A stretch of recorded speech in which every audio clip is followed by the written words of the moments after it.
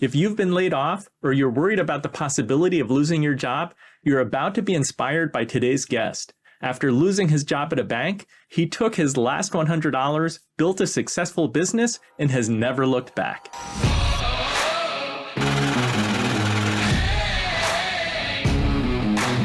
Episode 272 features Matt Shoup, author, serial entrepreneur, speaker.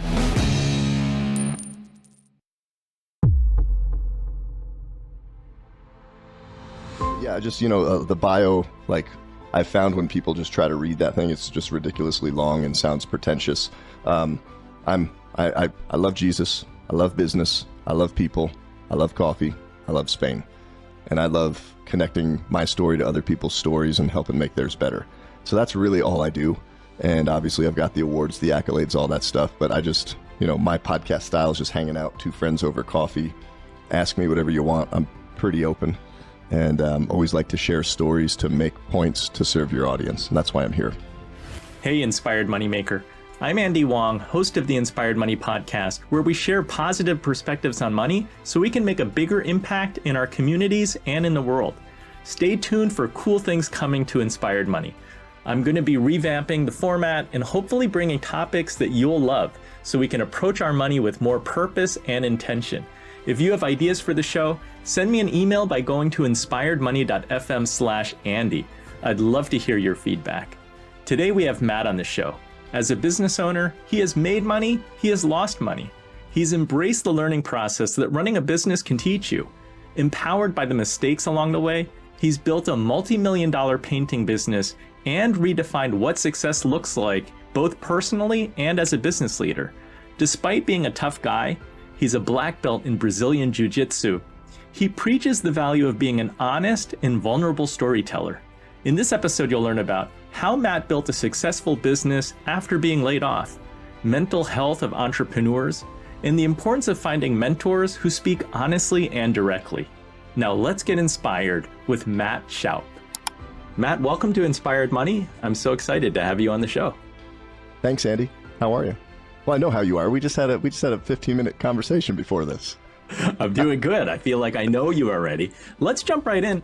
What's your earliest childhood memory of money? That I had to figure out a way to make my own. What was money like growing up? Because I've heard you say one of your motivations was not to be poor. Like you wanted to have money and be independent. So what was it like growing up? So growing up in New Jersey, from birth to 10 years old, couple of core memories, and they will overlay into the financial picture and programming and beliefs. I got bullied a lot growing up. So those were my earliest childhood memories. I was just scared of the world and going to school, and very easy target. If I was a bully, I would have bullied me. It was easy. And I didn't really fit in school. I was very creative, was very smart. And I'd run out of work to do, and then I would go cause trouble in class like any young boy, right? And I loved WWF wrestling. So me and my good friend Chris would jump off of the desk. I would throw the macho man elbow, literally in the middle of the classroom, go to the principal's office. Like, give me more math. I love math. Give me more numbers. Give me more something to do. And they labeled me a troublemaker. And I was really scared of the world. We moved from New Jersey to Colorado when I'm 10. And that was the first time that I realized that there was money, that money got you things. And this is when compact discs were coming out. These big boom boxes, now changed from the double face cassette, when you could dub one cassette to another. They popped the CDs on the top. And I saw my friends coming to school, going to their house. They have this new $200 boom box. And that's a lot of money back in 90, 91. So I asked mom and dad for $200. And I was making $4 per week to cut the grass. So I understood the value exchange of time for money. And they said, well, that's going to take you a lot of time. And I said, well, I want it now, because I wasn't patient. They said, well, find out a way to make it faster. Find out a way to make it on your own. This is all that we're going to do for you, right? Like, that's the arrangement I have. So I said, well, I'm creative. I'm smart. I know how to cut grass. I just took the mower, knocked on doors down the street, and made $2,000 that summer. So my first experience with money, right? And the story is important because it really wired into my programming. At face value, the business story is found out a way to make it, success. But it really gave me a sense of certainty and purpose, and really rooted itself into me of, for me to feel loved, accepted, certain, secure, I was making money, and I was learning it all on my own. I learned how to make it. I didn't really learn how to keep a lot of it till much later in life. So your parents telling you no, you couldn't have $200, that got you started. Any entrepreneurship in your family? What's interesting is, so my mom stayed home to raise 4 kids. I'm the oldest of 4.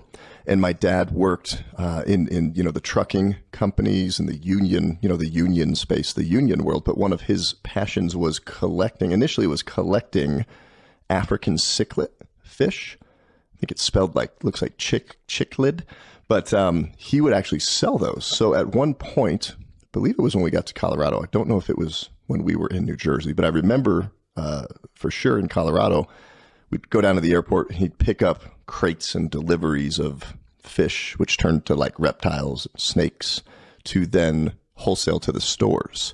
So he did that as a hobby. His main gig was, working a full-time job at a company. So I saw that a little bit through my early years, kind of a passion that he dipped into business just slightly.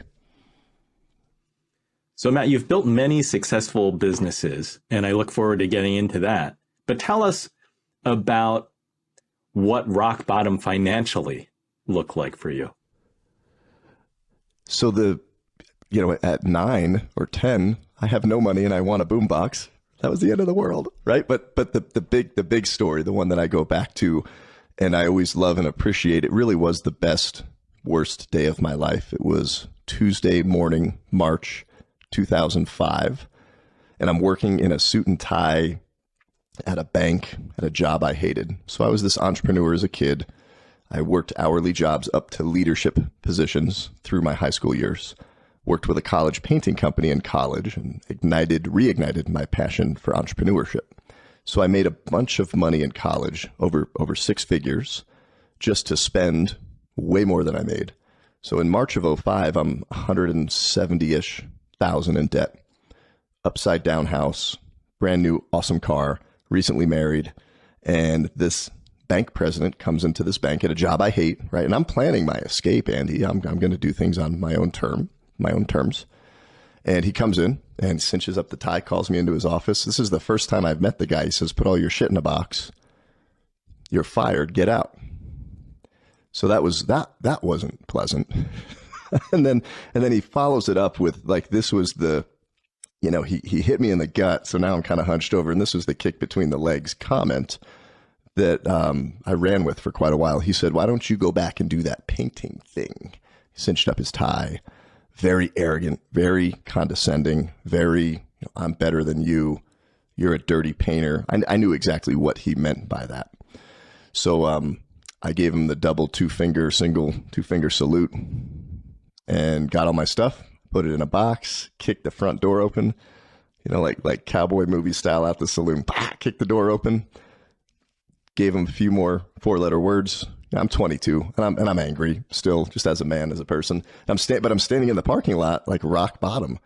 I need $2,800 in 28 days because these are when the bills are coming due.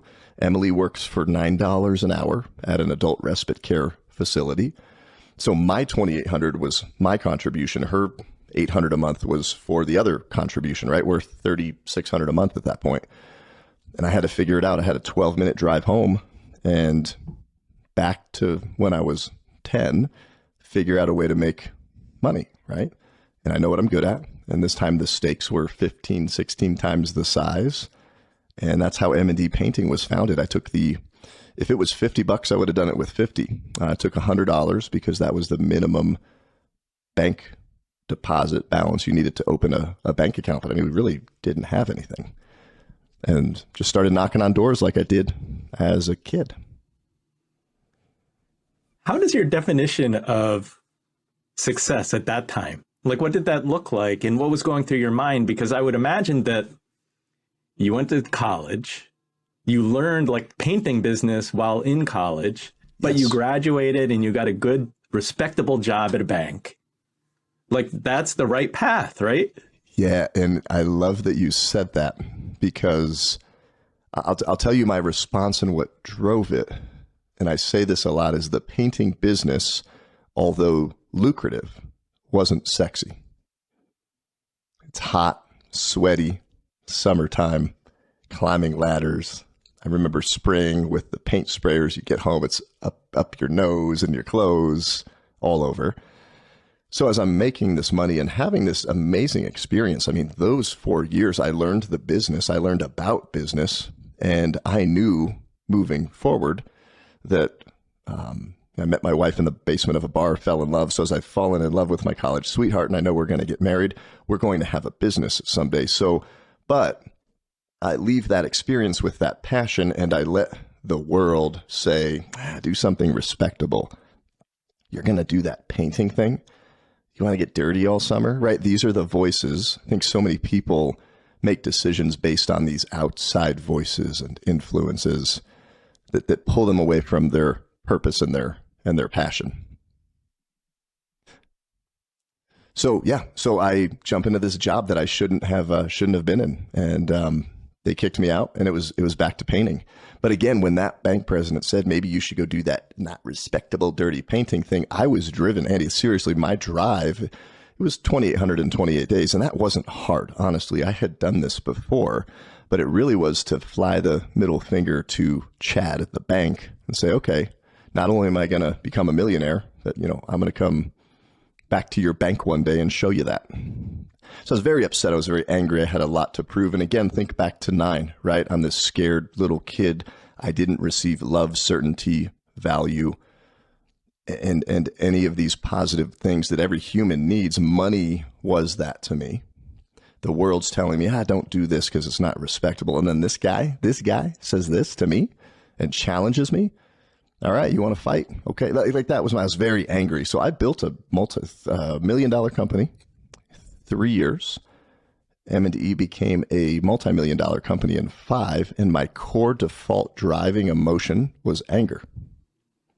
Okay, let's dig into that, because today I saw the headline that 679 tech companies have laid off nearly 200,000 people so far in 2023. And times are getting tougher. When you got laid off, you went back to your roots of painting houses.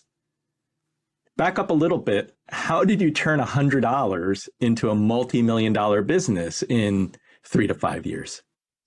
And I love breaking it down, right? Because I, as a receiver of information, a student of learning, I always question the speaker. They share this inspirational story, right? Makes you feel good, gets you all moving inside. I go, I want to know how you did that, right? Don't just give me the sound bite or the sexy story. How did I do it? So this is exactly how I did it. I got home. I told Emily I was fired. It's right about lunchtime.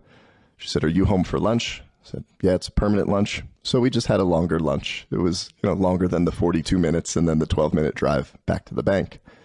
And she said, "What are you going to do about it? Do you need me to go back to work?" I said, "No, I've got this. I'm going to go do this painting thing. I got to go over to the bank and figure out how all this money, that we should probably open a business account." I didn't know anything. So I go into Washington Mutual Bank right around the corner from my condo. How do you open a business account? Well, you need this, you need this. So I go form the LLC, EIN. What's the minimum deposit? $100. Okay, $100 in the bank. I go to Kinko's Copies and I made $28 worth of business cards, and they cut them crooked. Went out, started knocking on doors. And I may have even been knocking without the business cards. I don't exactly remember, but $28 worth of business cards. I'm down to $62. $72. Hey, I'm Matt, going to be in the neighborhood this weekend. This was a Tuesday, so I had Tuesday, Wednesday, Thursday, Friday to fill up Saturday, Sunday with proposals. So I went out, knocked on doors every hour, one or two proposals. Set. Have a full weekend. Oh, on Friday, I need some proposals. I actually need something to write, the proposal on. $32 or $30 at the FedEx store. So now I'm down about 50, 60 bucks. And I went out that weekend and I think I did 12 proposals, 12 proposals, closed 3 or 4 jobs. $3,000 a job. I believe it was $15,000 roughly. And I took half down, $7,500 in the bank. So now I have $7,520 or $30. And I was banking this money. Now I understand the accounting of it. It's a money that could be due payable if they decide not to work with me. But now I've just got some breathing room. I have cash. So selling before you have is a great business model. When do you get paid? If you can get paid before the work's done, now you have a risk of if the work's not done right, you have an issue, you have a liability. But I just did that. So I went out and I did one thing, knocked on doors, turned estimates, turned them into jobs, and I knew how to run profitable jobs. Now I was doing everything myself. Emily eventually quit her job because there was more value for her at $9 an hour there to come help the business. And we ended up from March till the end of that year in 2005, we did $500,000 top line, running about a 28 to 31% net. And then what does that look like year 2, year 3, year 4, year 5? Yeah. So, right. I make $150K in 9 months after Chad cinched up his tie, threw me out of the bank. I thought that was cool, right? I made more money in 9 months than I did 4 years. Now was still spending a lot. So year 2, 2006, just shy of 800. Year 3, 1.2. This is top line. Year 4, 1.6. Year 5, just a touch over 2 million. And obviously, as I'm adding layers of sales people and management, right? Because I'm pulling out of the weeds and the daily ops, that's bringing cost. So as revenue scaling, the profit numbers can move, but that happens in a painting business. But I was always making more money. The business interestingly got to a point in 2010 when we went to expand it. We were going to expand it all over Colorado. We had different divisions, and we won the Inc. 5000 award for we made the list, fastest growing company. We did 2.2. I can't remember what it was, and then lost money. So that was a failure there we can talk about. So it's not always about the top line. Mike Michalowicz says you should profit first. Now you got creative during this period too. You were knocking on doors. So that's the sweat equity.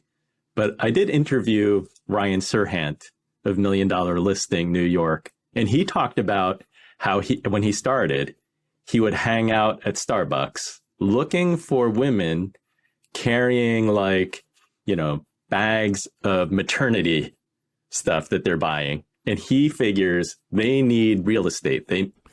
They're going to outgrow their apartment. You did some of that too. What did you do? You did guerrilla marketing.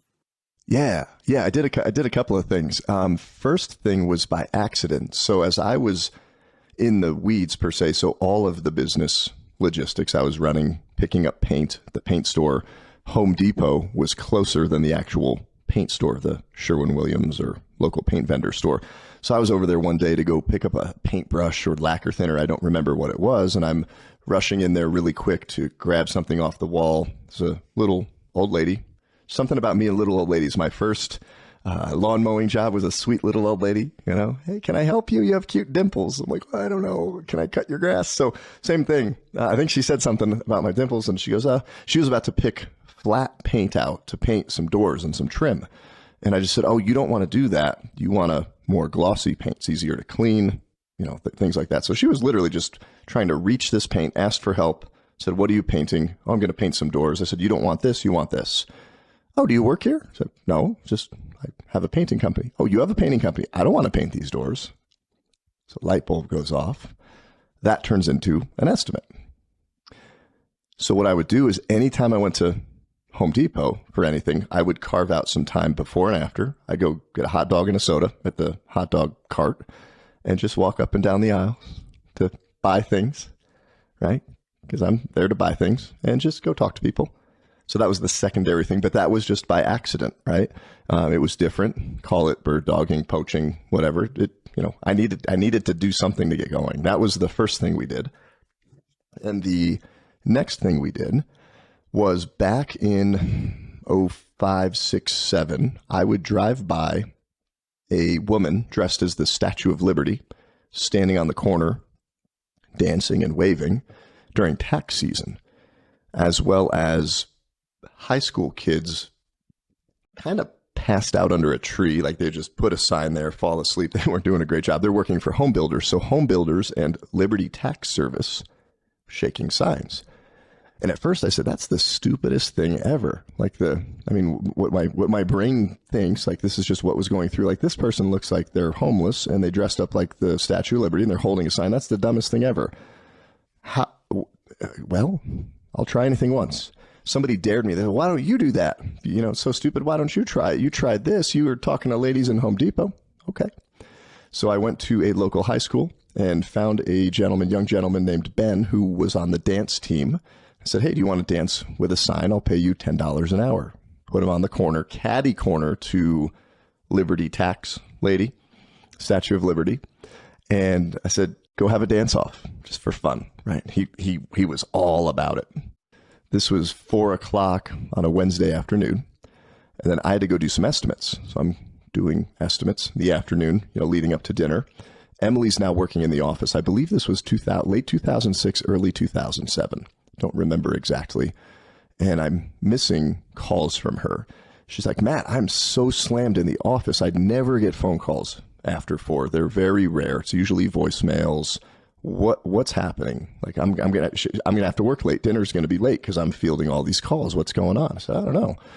And I didn't even think, we weren't asking where business came from because I either knocked on doors or talked to people at Home Depot. So we didn't have this mix of lead sources. And I said, well, ask them where they're calling. Oh, your sign guy. Oh, he did this spin. He did this move. He did this Michael Jackson move. And that $10 an hour the first week, 12 hours. He worked 12 hours, so 120, call it 160 out the door, my cost of payroll. And we landed 15 estimates. So I'm doing my cost per estimate. I'm breaking this down. It was the best return ever. It was different. Not a lot of people were doing it back then. So we leaned into that. I love the dancing sign guy. Who would have thought? Who would have thunk it? How effective. And here's the, people laugh that know me. I'll try anything once, literally. I'll do anything. Third thing that we tried was putting our logo on the pink urinal cakes that go in the men's. Yeah. So I'll try anything. Let's try it, right? Try it, test it, see what happens. Put them in the toilet, literally. So we put them in a very well-known local bar chain. And we were getting phone calls, like definitely getting phone calls. We would come in Monday morning to the office, flip the phone on, and it's, I'm pissing on you, Emily, peeing on you. It was, we weren't receiving paint estimates from that. It got attention. And it was drunk people standing there in the bathroom looking at the logo. And then you get the little sign placard, right above it. So they're looking down, looking up. And we got a lot of fun voicemails and a couple of calls for employment from people that were not showing nor putting their best sober foot forward on the first call to us. But the point is, we tried it. It didn't work. We stopped. And that's what you do when you start any business. You have to try things. Yeah, I think that was a misidentification in your ideal customer profile because the old women were not, pissing in the urinal. Not standing up peeing in stalls. No, they were just like, I got to take the dimples to the old ladies and smile. And then it was fun. I mean, it was fun back then. Again, as much as I was angry and I wasn't a great leader nor boss to work for, when it was time to make business happen, although a lot of people didn't like me because I didn't treat people well, I could go make business happen. So that's always been a value that I bring whenever my back's been up against the wall in life. I love that. I love the pressure. It's just how I'm wired. That's where I perform, and had to make it happen. It wasn't a choice. It was a necessity in those first years. Matt, you lost your bank job with a lot of debt and some financial pressure to pay your mortgage, pay your bills. As you grew this painting business, at what point are you able to start paying down debt earlier, or your personal balance sheet? Does that start looking different And at what point do you feel wealthier? Yeah, interesting. So wealth is about perspective. And I would say what I thought, I didn't use nor say nor understand the word wealth back when I was 23, 4, 5, up to 30s. I was rich. I was a millionaire, right? It's not hard to do on paper, right? You go buy a couple houses, right? Do some flip, like that's relatively easy to do on paper. I wanted to be rich because I had something to prove. So on paper, right, I go from 6 figures in debt. We make a bunch of money in 2005, a bunch more in 2006 and 2007. Now it's funny because in a relationship, my wife and I, she came from a different financial background. So a lot of her programs and patterns effectively landed her to be the penny pincher, the saver, the save a pair of shoelaces because we might need that. And I was the spender. I was the waster. But my ability to earn and continue to increase my income capacity went up. So in 2007, I was over in Spain riding a train from Sevilla back to Madrid. And I was actually there with 2 of Emily's friends that she knew from high school. And they knew I was into business and was starting to listen to podcasts back then. And they go, Matt, you would love this guy, Dave Ramsey. Listen to his podcast. He talks about money. He talks about business. And he's kind of a wise guy, smart ass, right? Like you. He's letting people know the reality of they're being stupid with money. And you'd love it. And then I start listening to it. And I'm like, I go, I do some of those things. I don't have a plan. I spend more than I make. And that's not good. So I was introduced to Dave, and immediately those things clicked with me. And we started working those steps. We had inadvertently, or because of our income growing, had already hit a couple of those, but had purchased a home, started the retirement. My son Riley was born just after that in 2007. So this was summer 07. My son was born fall of 07. And that was when I really, I didn't look at a balance sheet. I just knew we were making more money than the money going out, but I didn't know where it was going. And we bought a house. And now we had this condo that now we're landlords by accident. But 07 was that time that I really started being aware of and understanding the basic formula of money in, money out, investing, compound interest. And I knew about real estate, but now started to begin to participate in investing in real estate. Yeah, valuable lessons. Because you're right. On paper, even when you had the banking job, you said you had a really nice car, you had a house. On paper, people see you and they may say, oh, Matt is successful. But it was the lessons from Dave Ramsey that you redefined what success looks like. What does wealth look like? It's not just on the surface. So I don't want to leave this loop open. You talked about, as you grew your business, revenues over 2 million, but you lost money. So what happened there? We got concerned with, that it would be sexy, right? The optics of it would be how cool would it be if we expanded this northern Colorado success story where Loveland, Fort Collins, were 1 hour north of Denver.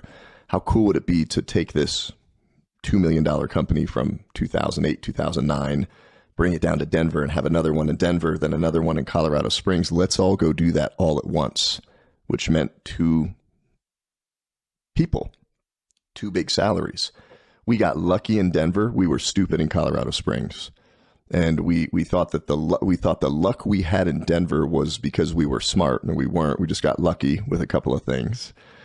And then we really didn't research the market in Colorado Springs. So basically the revenue coming in was at lower margins and we had higher expenses. And when everything shook out, I was sitting there in 2010, right around the holidays, looking at the P&L, just saying, what the, you fill in the blank with whatever comes after the what the for you.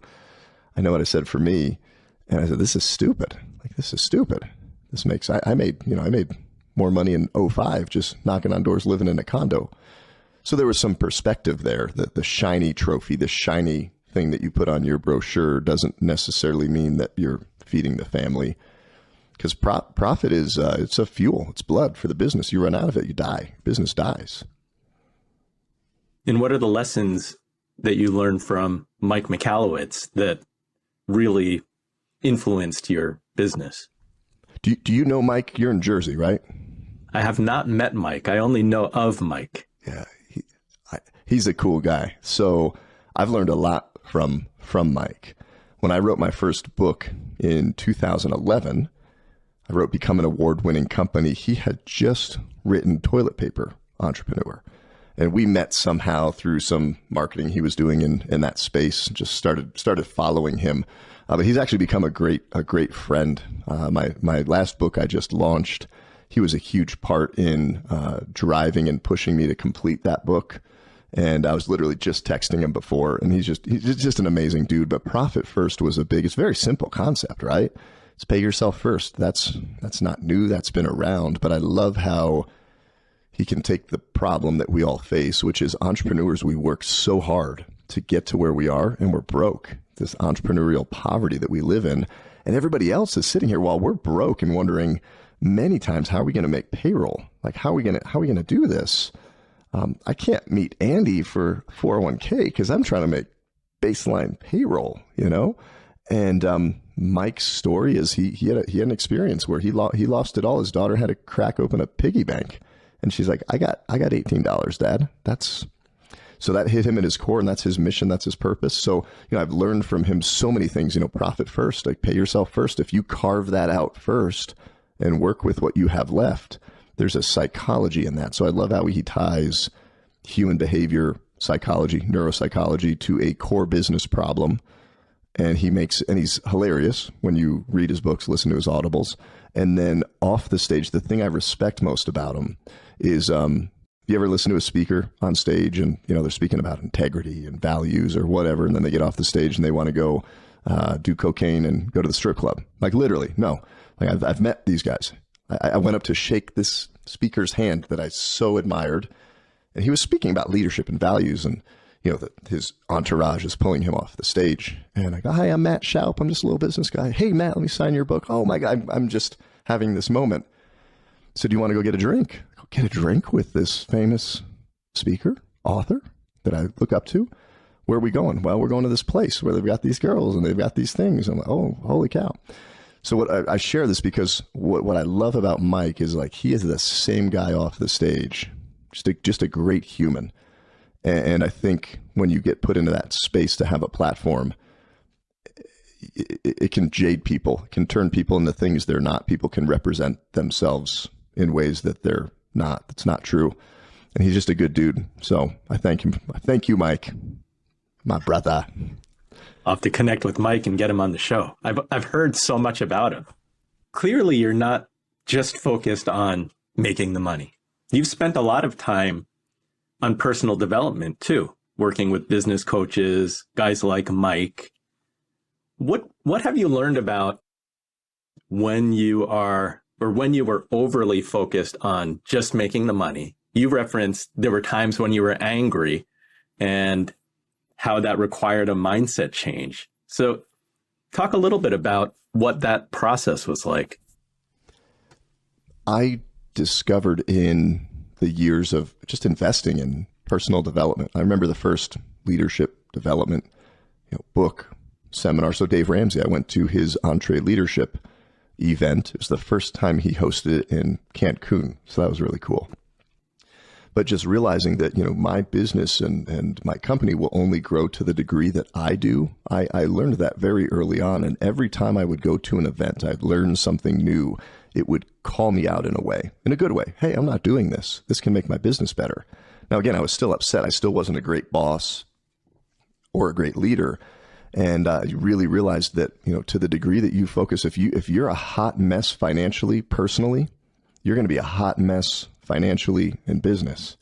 If you haven't gotten over a childhood trauma of getting bullied and abused like I did, and you're just mad about it, you have something to prove, well, guess what you're going to do in business? It's no different. There's no difference. So I learned that life is business. Business is life. Take those partitions away. It's humans serving humans.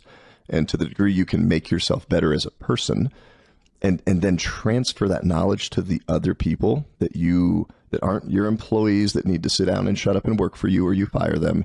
These are lives that you are contributing to, that you have a duty and responsibility to pour into. So my shift was I focused on the profit for a long time. I was good at making profit, minus 2010, right? And that whole expansion. But when you focus on the profit, the people will run.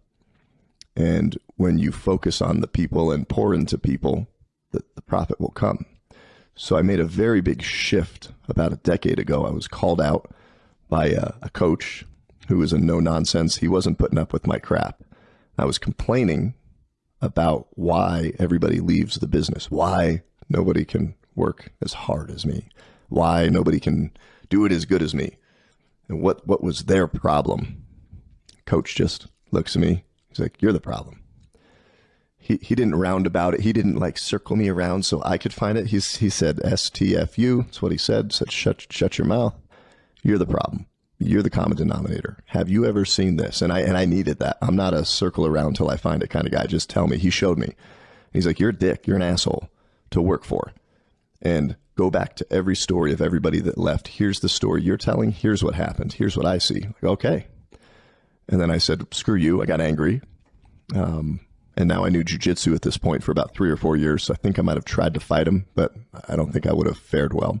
I went home and I said, Emily, this effing guy, right? Like you know how I say it in New Jersey, right? This guy, this beeping guy. And she goes, Matt, do you think he's right? She didn't say he's right. She said, what do you think, honey? Do you think he's right? I go, he's right. So at that moment, it was going back to my story. And this is a whole nother podcast, but coming out on the beautiful end of this is turning all of this anger from these experiences of this hurt, betrayal, whatever, into appreciation for what I experienced, and that it actually was building me and toughening me and building my resolve, and that I had a responsibility I can be pissed off till I die and then die of a heart attack at about 40, or I can start loving myself and loving people and remember that I love Jesus because I found him in the back of a police car when I was 19 and almost dead in a field, and I'm in handcuffs in a police car. Wait a minute, what happened there? Well, we'll come back to that. But really realizing that I wasn't loving myself. So how could I pour anything into anybody, right? Business is just this cycle of contributing to people's stories, and I was angry and I didn't love myself. So of course I couldn't do that with anybody else. So I just went on this journey of going through all of the stuff, like us as men, right? Off the business side, like we all have stuff, and we all sit here and paint this picture of perfection, and we say that we're okay, and we're not. I'm not okay. You're not okay. We're not okay, and it's okay. Let's not be okay together. And men don't want to say that. We can't say that because we're told to be tough and macho and don't cry and don't be a pussy. Like that's what the world tells us, right? Toughen up. And I'm seeing a lot of men that have tried to do that for a long time, and had a student that I know from the jiu-jitsu world a long time ago called me in a panic a month ago because this successful guy, wonderful, beautiful family, perfect life, perfect wife, perfect vacation, perfect everything, took his life. He left a note, took his life, left his wife, 4 kids. Nobody saw it coming. So again, you just asked a basic question, and here I am going a little deeper. That's my story. I was not okay for a long time. So to the degree that people, and I work with a lot of men, can dig into their stuff and be around other men where they can be vulnerable and get into those scenarios and make themselves better, obviously it makes your life, your marriage, everything better, and especially your business. So that's what I get to do every day. I told you at the beginning of this show, my intro, my bio. I love Jesus. I love people. I love business. I love Spain. I love coffee. And I love that they all come together and I get to pour into people with it. Okay, so you were 19 and you found Jesus. I did. Well, he found me. We found each other. So growing up in the environment that I did, Anybody that has a faith in anything, everybody has a faith in something. Some people have a faith in there is no God or there is no anything after this life. That's faith. That's a belief in something that you're going to stand in or stand on. It's like sitting in a chair. You have faith that it's going to sit there.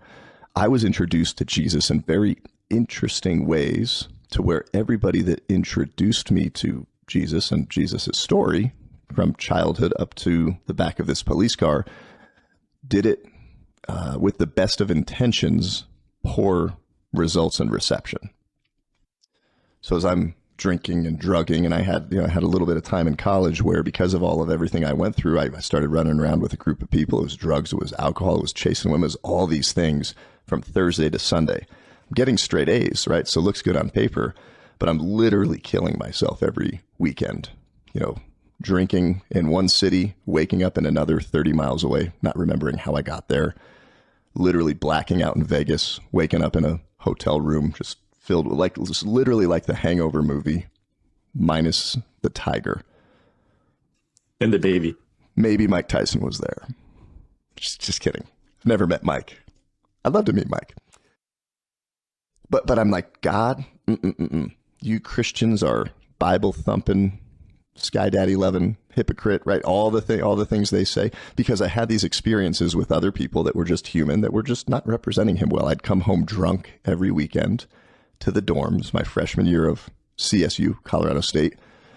And it was like a challenge every weekend. So I'd come home just completely wrecked between 1 and 3 in the morning. And there's Brad, Bible study Brad, sitting there in his cargo shorts, his flip-flops, and his wife beater t-shirt, or cut off, playing the guitar, like, kid you not, playing worship music. Hear it coming down the hall. And hey, Matt. So I'd walk by. He'd make sure to stop me. Hey, Matt, were you out drinking again? Yeah, Brad. You and all your hypocrite. Like, again, I believed the narrative of what I was told. And he's eating Chipotle in there. Like, your Chipotle looks good. Yep. I mean, this is what's going through my mind. And I just want to go home, pass out, throw up, wake up, do it again the next day. I can smell you coming down the hall. Like, well, I can hear your guitar coming down the hall, Brad. He didn't invite me in for Qdoba. That would have been nice. Like, I could have eaten some Qdoba. So he judged me, right? So every weekend it was this challenge. I can smell you. I'm like, we're going to smell me more next weekend. And it was this fight. I'm a fighter. So that was a memory. And then I'd walk into the plaza of the main campus plaza, and there was the Bible box preacher, right, standing on the box. You're going to hell. Like, cool, it's going to be fun on the way. He wasn't there. He did not want to meet me, hear my story, see why I was out drinking, invite me to anything, right? That's all business is. You invite somebody into your life and you hear their story. So I want nothing to do with that. But there's these people whose voices had been drowned out that were encouraging me, that were pushing me, that were, hey, Matt, if you ever need anything, you don't look like you're in a good spot. If you ever need to call me, if you're ever in trouble, give me a holler. Let's go do this Bible study. Come sit down. Jesus loves you. And I was like, screw you. I don't want to hear about that, because the voices were so loud and hurtful from the Brads, from the Bible box guys, that I didn't hear the people that were actually right along the way. So New Year's Eve, 2000 to 2001, just pulled off another night like any other, right? Just super wasted, super drugged out. And I start walking home in the cold. I had about a mile walk from a house party back to my house. And I relatively knew that if I walked straight, that's where my house was, my apartment. So I walked through this neighborhood thinking the street is going to go all the way through. And it doesn't go all the way through. It had never been there before. It stopped at a fence in a front yard of a house. So I start trying to climb the fence, and the fence wasn't letting me climb it. So I'm screaming at the fence, cursing at the fence, kicking the fence, apparently loud enough to catch the attention of a neighbor who calls the police, or it caught the attention of a brown Ford Astro van that pulls up behind me. So I feel and see the lights around the peripheral. This van pulls up, stops, door opens, door closes, and a guy grabs me by the neck, the scruff of the shirt of the neck and the belt, 180s me off the fence, slams me on the hood of a brown Ford Astro van. His wife's in the front seat. There's a baby in the back seat. And she's just miserable that he did this. And he says, Fort Collins police don't move. And he handcuffs me. Like, you're not a cop. You're an escrow man. I was just wasted. And she's like, what are you doing? And this guy's just driving around, kind of scooping him up, passing him off. So they scoop me up. And there's 40 more of these kids that evening. And they put me into the real police car, right? The hard, cold seats, put me in, shut the door. And the officer starts driving off. And he says, hey, where do you live? I'm like, straight, that way. He goes, no, I need your address. Where do you live? And do you know how to get there? And his filter was, if this drunk idiot in the back of my car isn't puking and is not so drunk that he can tell me how to get home, I'll just take him home. And we went back and forth, and he finally realized where the house was, and he starts driving me there. And at first, it was a lot of police talk. It was a lot of that general, stereotypical, what are you doing out there, son? You're drinking a lot. You know what can happen, that kind of stuff. And he goes, you know how many of you guys I got to go pick up? He's like, let's just get you home. And at some point, something changed. It went from this police talk to this condescending, let me tell you how it is, to, hey, he goes, why are you out drinking? Why are you almost dead? He said, you're almost dead. He goes, why are you almost dead? I'm just curious at 2 a.m. right now. What's going on? You doing okay? And he just said that. And then he went back to police talk, pulls up, opens the door, takes me out of the car, walks me up to my front door, makes sure that I'm safe. And the last thing he said was, hey, I don't want to run into you again. And that was like police talk. I don't want to see you again. Because people, I'm sure people love you. And I've seen kids like you become a statistic and just die in the field. And then we're scooping them up and throwing them into a different kind of vehicle. And we're sure not taking them home. We're driving to their parents' home to tell them their kid's dead. So happy New Year's, right? Have a nice night. And he left me with that. And it was interesting. Like, that coach told me, hey, Matt, you're a jerk. I needed to be directly somebody in my face calling me out. That guy called me out about my choices and behaviors and where that was going to lead me. But it was, and you might not see this, but I did. And I felt this at my core. That guy loved me. He had complete control, power, authority to take me to jail, to punish me, to judge me, to write the ticket, to send me to court, MIP, MIC, all that. And he just loved on me. He gave me some grace and some space and some forgiveness. I go home. I puke my brains out, wake up the next day. It's January 1st. And I had been having conversations with these people that were there for me, that loved me as well, but I couldn't hear their voice because of the Brads and the Bible Box Billies and the Plaza. So I started reaching out to them. And then I picked up 2 books written by Lee Strobel, Case for Faith, Case for Christ. If you know Lee's story, he was a Chicago journalist, back in the 70s and 80s, atheist, hated God, making a lot of the same choices that I was making. And he went out to prove that story wrong. And he literally stopped his career as a journalist for 2 years. I believe it was almost 2 years to go prove and disprove the story of Jesus. And I actually listened to him speak about 2 months ago, beginning of this year.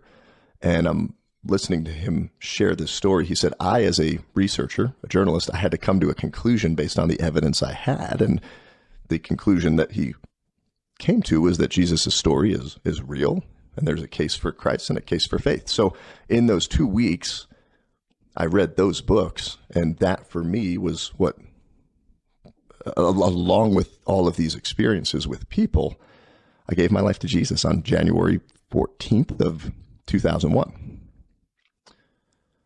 Now, I went back to drinking the very next weekend. The drugs stopped immediately. But, my story in terms of that, right through the business and everything, we're sitting here today, 20 some years later, my story's just been going back to relive these experiences and continue to just prune and purge and eliminate things from my life that pull me away from the purpose that I have, like here on this podcast for your audience and the people downstairs training jiu-jitsu or whoever else I'm going to come across today. So I appreciate you for letting me share that.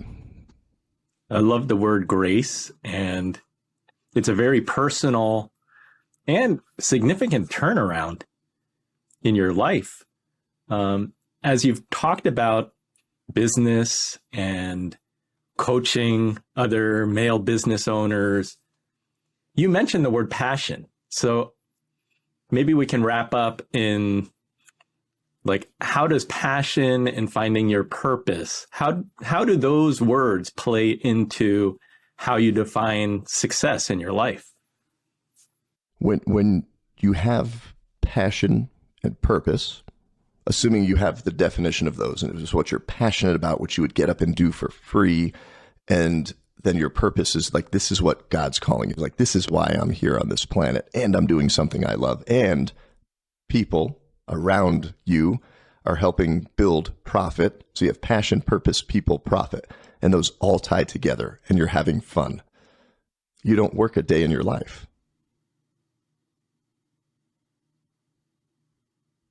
I love and you that. won't get there overnight. You won't get there overnight. I think that's easy for me to say at 42 to a 22-year-old who's just graduating college, and the job market is what it is, and a house is $1 million to get into, right? Might as well be pretty soon, and everything going on. And I was like, find your purpose, find your passion. Like, okay, that's great. That's a great sound bite. Got to remember, my story goes back to at 9 years old, 8 years old, earliest memories in New Jersey. Matt, you're going to go to jail. You're going to be dead. You're going to be in prison. Well, guess what? All the kids I ran around with that all those teachers said this stuff to, they're dead. They're disappeared. They're in prison. I stay in touch with Chris Soria, my macho man WWE buddy from, kindergarten on, and my second grade teacher, Ruth Rennie. She's one of my heroes. She is one of the people that believed in me when nobody else did. And I go back when I'm in Jersey. I see her every year. She's in Montclair. She's right there. And looking back at that story is, I'm sharing this with people because what I come across, and the biggest pain and one of the biggest failures, this is a quote that I read and I love this, the biggest failure in life is to have a story that's untold and a purpose that's unfulfilled. So some people don't know it, never find it, but then some people know it and find it and don't do it because of something from their past. So I'm just a living example that on paper, I should be 6 feet under or locked up for the rest of my life. And I'm here on a podcast. We were supposed to be talking about money. We talked about everything else, which I love. I think this is great. So, I would leave you with, if somebody's struggling or somebody's having a hard time finding their purpose, or they've listened to these voices that are not empowering them, and they're stuck and their back's against a wall, they're thinking of giving up and throwing in the towel, to just keep going. And just remember that I love you, I believe in you, and you've got this, and you just have to go get it. You have to go out every day and keep driving forward towards peeling those layers back.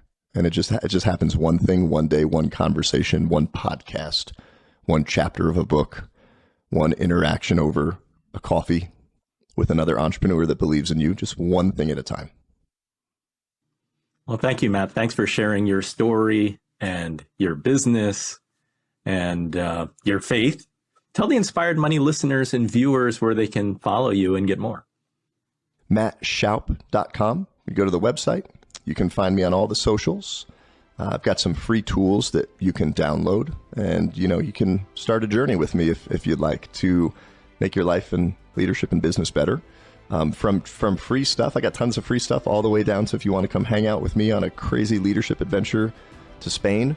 We're doing a hike in September. We're doing this big immersion adventure experience May 24. Or again, just follow me. I've got these morning coffee video reels I do every morning. They're about a minute, just a quick shot of inspiration every day. Well, thank you for being on the show. Thanks for sharing some coffee. I know you have Spanish coffee. I've got some Jamaican Blue Mountain coffee today. Ooh, I love it. I love it. Thanks, Matt. Hey, thanks, Andy.